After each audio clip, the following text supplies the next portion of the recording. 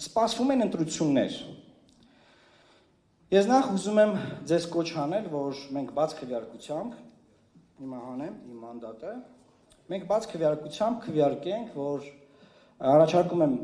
հարց եմ դնում քվեարկության, առաջարկում եմ լիազորել կուսակցության ղեկավարությանը, սկսել ընտրությունների նախապատրաստական աշխատանքներ և սկսել բանակցություններ ավելի խոշորացված, ավելի ուժեղ բևեռներով հանդես գալու վերաբերյալ, սրա մասին երկար ժամանակ խոսում ենք, ընտրություններին մասնակցելու։ Եթե դուք լիազորեք հիմա, մենք այս համագումարից հետո սկսելու ենք այդ աշխատանքները։ Առաջարկիս ով է կողմ, խնդրում եմ քվեարկել։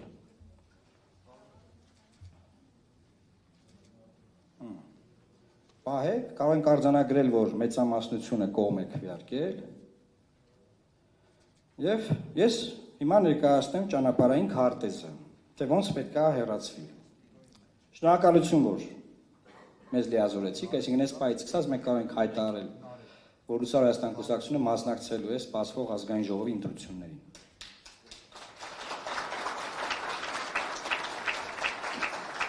Շնորհակալ եմ։ Ինչպես է մասնակցելու։ Մենք երկար ժամանակ է բացատրում ենք, պարզաբանում ենք, օրինակներ ենք բերում, որ գործող իշխանությունը ինչքան էլ իրան վստահ պահի եւ պահում է վստահ։ Այդպես վստահություն կար, մենք ենք ավելի շատ ձայն ենք տանելու։ Եվ այդ վստահությունն ինչի համար է, որ ամեն մի քննիչ, ամեն մի դատավոր, ամեն մի պաշտոնյա իր որոշումը կայացնելիս իր մտքում մտածի, որ իրանք վերընտրվելու են եւ վախենա, պես մեկ։ Այն որոշումները, որ այսօր կայացվում են։ Որտեվ արքեպիսկոպոս կալանավորելը կամ 2 տարի դատելը տենց հեշտ գործ չի ժողովուրդ։ Միքայել Սրբազանը մի մարդ է, ով դատավճիռ ունի, շուրջ 7.5 տարի անցել է ժողովրդական փողոցներում, ասում եմ, չէ, 100,000-ավոր մարդիկ էին։ Շարժումից, որ իրենց թալանողները դատվեն, իրենց նկատմամբ հանցագործություն անողները դատվեն։ 7.5 տարի անց ով է դատվել Միքայել Սրբազանը ոչ մի բան քրեորեն արգելված որևէ բան չանելու համար։ Ով է կալանքի տակ Սամվել Կարապետյանը, Էլի Սրբազաններ ոչ մի քրեական օրենսգրքով արգելված արարք չեն արել մարդիկ։ Ապօրինի գտնվում են բանտարկված։ Այսինքն թալանչիները են գողավազակները ում անունները տալով, գորգորալով եկան իշխանության, այդ մարդիկ կյանքը վայելում են, բացարձակապես ուրիշ մարդիկ անմեղ գտնում են բանտերում։ Հետ գալով վստահությանը, ինչու են իրանք իրանց վստահ պահում, որ մարդիկ վախենան, որ մարդիկ մտածեն, որ անհնար է իշխանությունը փոխել, հետեւաբար իմաստ չունի գնանք ընտրության։ Այսինքն առաջին ուղերձը հետեւյալն է, որ բոլոր տեղամասերում, որտեղ 50 գումարած 1 մասնակցություն ա լինում, իշխանությունը պարտվում է այդ ընտրությունը։ Իմացեք ժողովուրդ, որ տեղամաս 50%-ից ավել մասնակից մտավ, կապ չունի ում ընտրել։ Իշխանությունը պարտվում է։ Հաջորդ մեխանիզմ, այսինքն պետք է ամեն ինչ անենք համաժողովրդական մասնակցությունների ընտրություններին։ Հաջորդ մեխանիզմը։ Ընդդիմադիր ուժերը պետք է մի կողմ դնեն այն 21 թվականի իրենց այն մոտեցումները, որոնք կային։ Մենք 21 թվականին փորձել ենք խոշորացման քայլեր անել, մի 3-4 ուժի հանդիպեցինք, յուրաքանչյուրը 20-25% ձայն ուներ։ Գտնում էր, որ իմաստ չունի, որ խոշորանա։ Մենք գիտեինք, որ իմաստ ունի, բայց իրանք ասում են մենք մի 20% ձայն ունենք, իմաստ չունի։ Եվ վերջում շուրջ 20% ձայն փոշիացավ։ Խորհրդարան անցել 2 ուժ, երրորդ ուժը կրկնում են բարիերի տակ է մնացել։ Որպեսզի նույն սխալը չկրկնվի, սիրելի հայրենակիցներ, հարգարժան գործընկերներ, մենք գտնում ենք, որ իշխանությունը իր ամբողջ արած ասֆալտներով, դպրոցաշինությամբ, մանկապարտեզաշինությամբ, խաղաղության վերաբերյալ միֆական խոսակցություններից,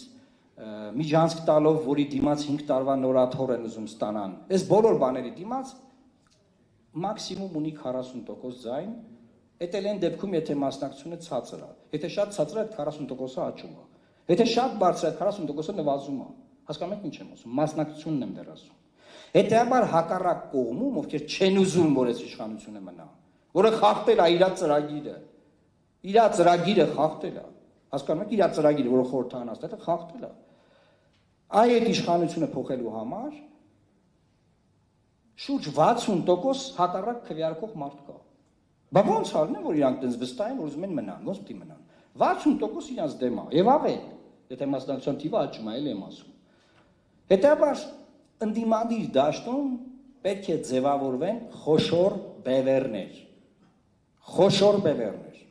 Եվ ընդդիմադիր դաշտը պետք է հանդես գա խոշոր բևեռներով։ Որքան խոշոր, այնքան լավ։ Որքան խոշոր, այնքան վախենալու, որ չկարողանան չգրանցել։ Դե հիմա նաև քննարկում են չգրանցել տարբեր ուժերի։ Սա է բանաձևը, սա է մեր ճանապարհային քարտեզը, այդ խոշոր ուժերի մասնակցությամբ իշխանությունը ընտրությունների օրը պարտվում է։ Որ պարտվում է, խոշոր ուժերը հավաքվում են եւ ձևավորում են մի կառավարություն, որը ներկայացված կլինի այդ խոշոր ուժերից բաղկացած տարբեր առողջ միտք, հոգի, կամք, հայկական ինքնությունը պաշտպանող, բայց պրոֆեսիոնալ մասնագետների ձևավորված կառավարություն։ Եվ Հայաստանի Հանրապետության կործանման, արևմտյան ադրբեջանացման այդ արշավը այդ օրը կանգ առնում։ Սա շատ ախր կարող մեկն ասի, բայց այդ մտածում եմ այդ բարդ բան պետք է ասի։ Չէ, ահա որ իմ ասեք, ամենաբարդ հարցերի պատասխանները ամենապարզն են։ Ահա որ պարզ է։ Շատ հեշտ է դա անել։ Շատ պարզ։ Մնում է խելք, իմաստնություն, պարոն Խաչատրյանը խոսեց էգոյի մասին, այդ էգոն մի կողմ դնելու եւ այդ իմաստով մենք միշտ էլ ասել ենք։ Մենք ժամանակին, որ դաշինք էինք ձևավորում, հիշում եք ելք դաշինքի ձևավորման ժամանակ, մենք ասում ենք, մենք պատրաստ ենք լինել եւ առաջինը եւ վերջինը։ Այնպես ստացվեց, որ քվեարկությամբ ցուցակում առաջինը եղանք, բայց պատրաստ ենք լինել ցուցակի վերջերում էլ։ Հանուն ավելի բարձր, ավելի մեծ գաղափարներ։ Դեպաբար բոլորը պետք է իրենց ունեցած այդ էգոն դնեն մի կողմ, 2026 թվականին կանգնեցնեն այս շղթան։ Եթե 26 թվականին այդ շղթան չի կանգնում, ի՞նչ է լինում։ Մարդը պետք է այդ հարցը տա, այդ հարցին պատասխանի։ Դիտենք չի գնում ընտրության, անտարբեր է, չի ուզում ոչ մի բան անի, կամ չի հավատում իր ուժերին։ 5 տարին մեկ կառավարման իրավունք հաստանում, չի ուզում այդ իրավունքը օգտագործի, չգիտեմ ինչի, կամ գիտեմ ինչի, ասեցի արդեն։ Ինչա տեղի ունենալու։ Հայաստանի Հանրապետության ռազմավարական ճանապարհները կորցնելու են։ Դրա մասին խոսում ենք շատ։ Հայաստանի Հանրապետության ազգային ինստիտուտների քանդումն ու վերացումը շարունակվելու է։ Հայաստանի Հանրապետությունը դարձնելու են թշնամի երկրներից եւ նրանց կամքից բխող, նրանց կամքով շարժվող մի հատ սուբյեկտի։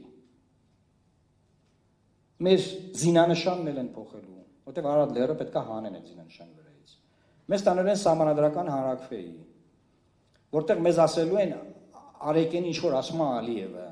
այդ որ ասում են որ ժամանակին Տազյոտվին ասում են մենք կասենք դուք ինչ կանեք, այդ ժամանակ դուք կտեսնեք։ Այդ քայլերն է։ Եթե ուզում ենք մենք դա կանգնացնենք, միակ ճանապարհը դա խաղաղ, հանգիստ, մեկ քվեարկությունը տևում է մոտավորապես 30 վայրկյան։ 30 վայրկյան։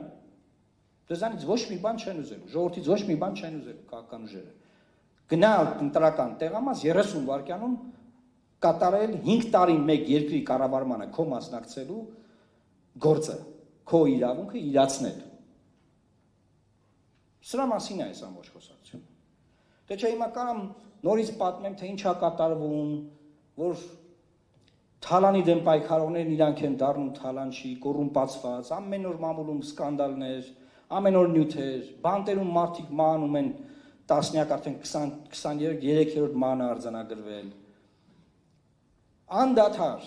ոչ մի ոլորտ չկա, որ այդ ոլորտում դուք մտածում եք ինչ-որ բան է, լավ է։ Ասֆալտեն արել, վստահեցնում եմ ձեզ 3 անգամ ավել կարելի է ասֆալտ անել։